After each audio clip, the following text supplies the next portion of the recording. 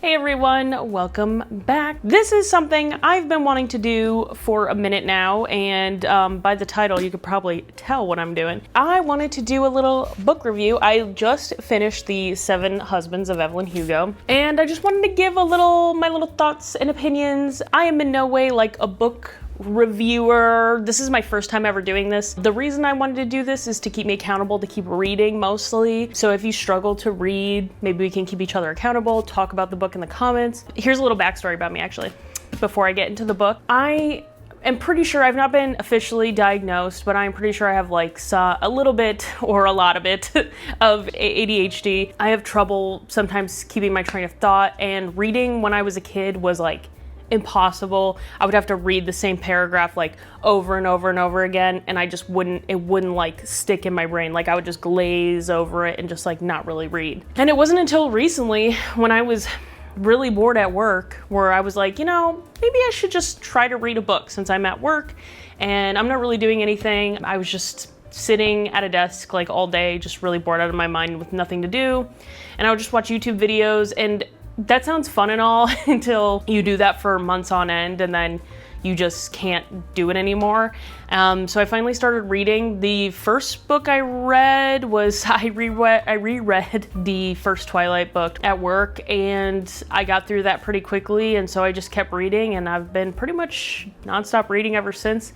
I just decided to use the book I already had because I was like, well, I don't want to like buy a book or get a book from the library. I don't know. I just didn't want to like overcommit and then feel bad when like I didn't read it, because I was just assuming I was not going to finish the book. So I was like, might as well do a book that I've already read and that I already own. So yeah, I've read a few books now. I'll go down a list of all the books I've read this year so far. I reread Twilight. I read Daisy Jones and the Six, which is by the same author as the Evelyn Hugo book here, which was a really great book, and I probably will bring that up at some point when talking about this book. I also read The Impossible Life by Matthew Haig. I think that's how you say his name. I read the first Harry Potter book as well. I have not read those books before, and I'm excited to keep reading those. And then now I'm on Where the Crawdads Sing. That's going to be my next book, so we'll see if I do a review on that. It's already looking like it's going to be maybe a little bit of a tougher read, only because it is in like a southern dialect. There's a little southern drawl and dialect and things and words that like I don't necessarily know, so I might take a little bit longer to read that one. But that's kind of my spiel on why I've been reading more and why I want to do this, to also just like keep accountable and keep reading. Without further ado, let's get into the 7 Husbands of Evelyn Hugo. I just finished this book yesterday, so I'm still trying to get all my thoughts in order, I guess, on this book. I will say before we get into it, I probably will give some spoilers away. Just know that if you haven't read this book and you're watching, maybe just don't watch, because it's kind of hard to talk about this book, I feel like, without kind of giving some spoilers away maybe. Let's get into it. So The 7 Husbands of Evelyn Hugo, it is written by Taylor Jenkins Reid, who also wrote Daisy Jones and the Six, which honestly, my first impression right off the bat, this might be kind of a hot take. I know this book was really popular. I honestly think, like, I hate to compare the two, but if I were gonna read one of her books, I would definitely suggest Daisy Jones. Not that this is a bad book by any means.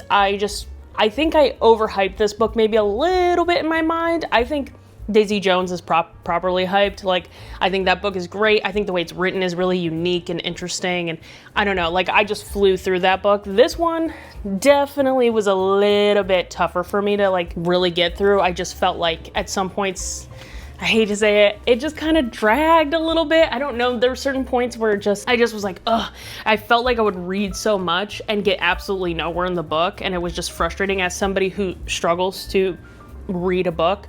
I definitely felt like it was dragging, and I was just like, could not get through it. I will say one thing I do like about the way Taylor Jenkins Reid writes her books is she does very, very short, like, chapters. Like this chapter is literally like 2 pages long, like.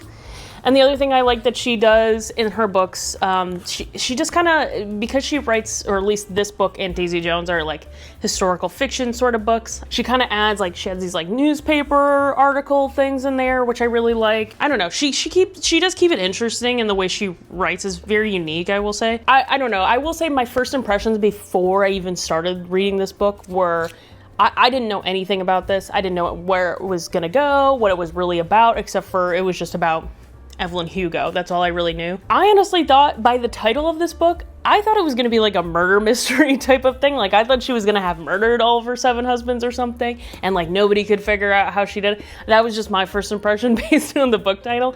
Don't know why I thought that. I didn't really have any clue as to what this book was about other than people just really liked it. And I'd previously read, obviously, Taylor Jenkins before, so I figured why not give it a shot. So just to give like a brief overview too of what the book is about, it's about obviously Evelyn Hugo, but it's kind of set in 2 timelines sort of, where in the present day, a girl named Monique is writing Evelyn Hugo's biography.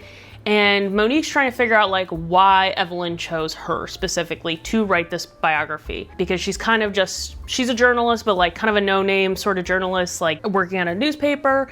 She's also struggling, Monique's also struggling through her own divorce. She kind of finds strength in Evelyn's story, but like I said, is trying to figure out why Evelyn chose her and what her connection is to Evelyn through the whole thing. And Evelyn is basically telling her and detailing her story to Monique, and Monique is going to basically write a biography about Evelyn Hugo after she passes. And so Evelyn details her life to her, and it's basically told, it's her life story told in the book. She obviously has 7 husbands throughout the book, and this is probably where some spoilers, I mean, you figure this out pretty early on in the book, but like there's a big spoiler that I will give away right off the bat, is that Evelyn Hugo she's just not marrying these men because she loves them all. She's marrying a lot of these men to kind of hide who she really is, which we find out very early in the book that she's actually bisexual, and she really loves this other actress named Celia St. James. Not gonna lie, this is just me being nitpicky. I don't like the name Celia. That name just pissed me off reading it every time. I don't know what it was. I just was like, ugh, can we chose like any worse of a name? I'm sorry. I just was like, I just hate the name Celia. No offense to the Celias out there. Celia St. James is just such an annoying name. I know it's supposed to be like her acting name, but I don't know. It's just right off the bat. I'm not gonna lie, I also, so basically getting into my thoughts and feelings. So Celia and her kind of basically have this like on again, off again, like love affair throughout the whole book. And they can't really truly be themselves because obviously this takes place, her story takes place basically from the 50s all the way into the 2000s basically, I think until Celia dies. They kind of have an on again, off again relationship because they can't really truly be themselves because they're worried they're going to get institutionalized if anybody knows that they're actually lesbians or bisexual, in Evelyn's case. They kind of have to hide who they are, and Celia eventually gets very fed up with that at multiple times in the book. And because Evelyn is bisexual and she still has relationships with men, that also bothers Celia. I understand that sentiment. I don't know what it was about Celia though that just really irked me. I hate to like judge characters too harshly because obviously that's just like the way they're written and the way the book is. To me, it's like, it's dumb to be overly critical of how a character is when it's like, and say like how annoying they are or whatever, because it's like, well, that's just how it's written because that's the book, that's the story. So I don't want to be too critical of the characters because I'm like, well, that's just who they are in the story. Like that's, you know, it's human nature or whatever. But I have to say, Celia just constantly like kind of almost like gaslight, or maybe not gaslighting. I'm trying to think of like the right word. She just would like really, I'm not saying Evelyn was like great. I will say in the beginning of the book, it's very hard, in my opinion, to have favorable feelings for Evelyn. The author, Taylor Jenkins Reid, just kind of, she sort of tries to make it as though it's like this feminist thing that she's like marrying these husbands and she doesn't really care. She just is trying to further her career, and she tries to make that into like this like feminist thing. And I'm like, you know, I'm all for feminism, but like to lie to people and like not necessarily the husbands even, but she's just sort of like out for herself, and it's kind of written as though we should feel bad for her or we should like feel like she's in the right for being like kind of an a-hole. It's like, I'm like, and it's not till the end of the book where it's like, no. Like, she's like, I admit I'm a bad person. Like, Evelyn's like, I'm a bad person. Like, don't write this book to make me sound good. And it's like, Okay, but in the beginning, it's like you try to make it out like Evelyn is in the right, I feel like. I don't know, maybe that's just the impression that I got. I got in the beginning of the book that like we're supposed to somehow feel bad or something for Evelyn, or feel like she's doing the right thing, and like she really like is just a go-getter in her career, and like somehow I'm supposed to like feel good about that, even though she's like kind of being a backstabbing bitch at the same time. I'm like, okay, like I guess you're kind of a sociopath, but like go off, I guess. I don't know. It just was like, it just seemed really like fucked up in the beginning to like, she just kind of talks about like marrying men as a way to like, or having sex with men as a way to further her career. And I'm like, you know, it obviously helps the storyline, but like, it was just this weird feeling of like, am I supposed to like feel bad for her or feel good for her? Like, it just seemed like she was really unfeeling towards anybody because she just wanted to like make herself look good. And I'm like, well, I don't really feel bad about that.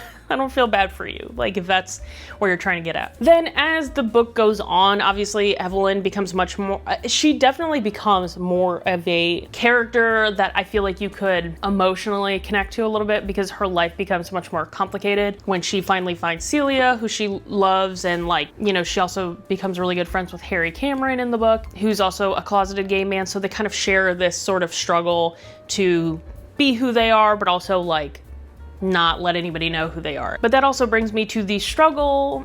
Not only did I struggle at the beginning, like I said, it got better. I struggled in the beginning to have favorable feelings towards Evelyn, but then I very quickly had more unfavorable feelings towards Celia. I don't know what it was, because of their off again, on again, like love affair that they have through the whole book. It just to me was not, Celia came across to me as very controlling, very jealous, very possessive, in a way where I just didn't see the difference between, like, Evelyn would get really upset when the men in her life that she did love they just wanted like Evelyn on their arms or to have sex with Evelyn or whatever. And to me, I personally did not really see much of a difference in the way Celia treated Evelyn. Not that she was somebody on her arm, but like sexually, I feel like she loved Evelyn sexually in the same way I feel like men love Evelyn sexually. You know what I mean? Like she was just kind of really, I don't know.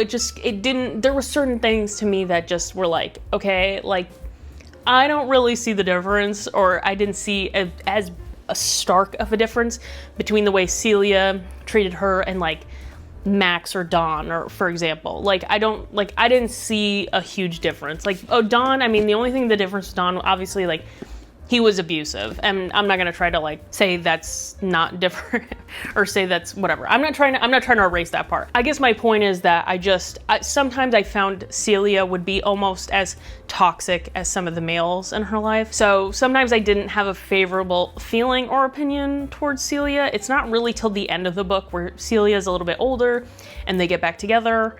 And they move to Spain, yada yada. I'm not gonna go through the whole the story of the book. If you've read it, you know what I'm talking about. But it's not really till then that where Celia really becomes much more understanding and not jealous of who Evelyn is, being bisexual and she loved, obviously, like Celia was her number one, but like she still had men in her life who she loved as well. So, and Celia just like never accepts that until she's pretty much on her deathbed. And it's like, girl, if this is the woman you're supposed to love, like, I don't know why you're trying to like erase her. Honestly, some of the things Celia would do in this book just like kind of annoyed me sometimes. I'm sorry. It just annoyed me when she would just get so mad about her having had relations with any men. Like, I understand the Rex thing. I think it was Rex or the Mike Riva character or whatever, where she had sex with him to basically get the news off of Celia and her. I understood that like that would be hard, but for her to be jealous of every man she's ever been with, it's like, okay, well, you've been with other women, so like like I don't know, I didn't get it. You're just like kind of like making it all about you. I also thought it was weird, and the other thing I understand Celia being mad at her for was her having sex with Harry, who is a gay man, having sex with him to have her kid, to have Connor. They glazed over that so fast. I was like, what? All of a sudden, I understand Evelyn because it's like she's bisexual, so she still likes men. But then the Harry, I'm like, he is like true blue gay man. And you're gonna write it that they had sex together? Like, it's that easy? Like, oh yeah, we're just gonna, who knows how many times, because they also never say that in the book. It's like, I'm sorry, it doesn't always happen your first time getting pregnant, you know? Like, how many times did you guys have sex? Like, what? That didn't make any sense to me. Even though I love Harry, honestly, I wish Harry wasn't a gay man in this book, I'm not gonna lie. Even though that kind of destroys the whole ending of the book, if you know, you know. Which I probably won't get into the very ending of the book, so I don't want to spoil too much. But there were certain points where I was like, I wish Harry wasn't gay. Like, I like Harry way more. I feel like he truly loves Evelyn. They have a kid together, and it just really bonded them. Like, I just so badly, like, didn't want Harry to be gay. Because I'm like, what the hell? I feel like Evelyn and him should be together. Like, they love each other more than anyone. Like, that relationship, like, hit me harder than the Celia and her relationship, in my opinion. And then even at the end, like, there's the whole revelation. Like I said, I don't want to spoil, but there's a revelation at the end of the connection between Monique and Evelyn. Honestly, like, it was shocking for, like, a second, but, like, a little anticlimactic. I definitely thought it was going to go in a different direction. I don't know. I still didn't totally hate, even though, like, you're kind of supposed to be mad at Evelyn. I also am like, well, it's not really Evelyn's fault. I don't know. I just didn't, I don't know. I didn't see it maybe the same way as it was meant to be kind of taken. I don't know. Let me know what you guys think about the ending.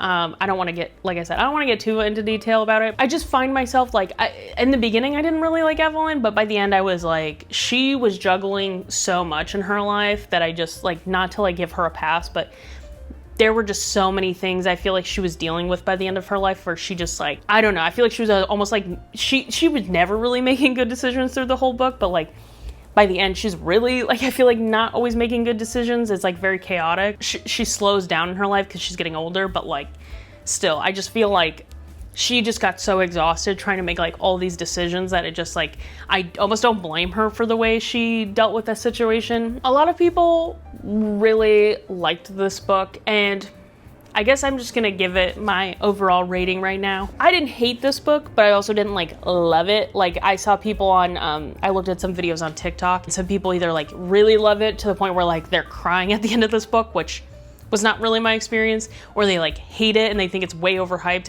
I did not hate it. I did not love it either. I think it's like out of 10, I would probably give it like a 7. It was like a 7. Like, it was decent. I think it's a little overhyped. I do think it is a very, like, I was surprised. I did not, like I said, I didn't go into this book knowing anything about what it was about. I was surprised by the LGBTQ take in this book. Like, I did not expect that at all. I did not know that's where it was going. So this is a good, like, LGBTQ book, even though I haven't heard anybody say that about this book at all, but it is, I guess. I will say, just be aware there are, like, I don't want to say like super graphic, but like it was definitely, there was a lot more descriptive sex scenes in this book than I was expecting. Not that I have an issue with that, I just wasn't expecting it. Something to be aware of if you read this book. I would say it's even, maybe I'm crazy, maybe I'm not remembering it right, but I feel like at least from the sex side of it, this is much more descriptive than like Daisy Jones, which is kind of surprising to me because like Daisy Jones is about like sex, drugs, and rock and roll. So, and I feel like this was much more descriptive of the sex. The thing is with Daisy Jones is I think it's much more about the drugs than Daisy Jones. But overall, yeah, I would give it a 7 out of 10. Didn't love it, didn't hate it, just kind of, I feel like this could be a good movie. The only thing is that, I hate to say it, when I watched the Daisy Jones show on Amazon, I was so thoroughly disappointed with that show, or TV series, whatever it is. I think Daisy Jones could be like such a fabulous movie, like if they really went into depth and like really showed the nitty gritty of like the rock and roll, the way it's described in the book. I think that a movie for that would have been amazing. The show, they whitewashed that shit so hard. Like they took out all of the point to me of the story, totally took out everything that made Daisy Jones what it is, in my opinion. So that's the only reason I would be scared for them to like do that. Like I think it would have to be like, it would have to be a movie, I feel like, or a TV series that's done really, really well. I don't know. It would have to be really, but I feel like a movie would be so much better. I guess that's all I really have to say. Let me know what you guys think of The 7 Husbands of Evelyn Hugo, and hopefully soon I'll be making a video on Where the Crawdads Sing. My husband and I are gonna be reading it at the same time, so we can do like a little bit of a book club, and then we're gonna watch the movie, and maybe I'll do a little video and review of that. But thank you for watching, and I'll see you next time. Bye!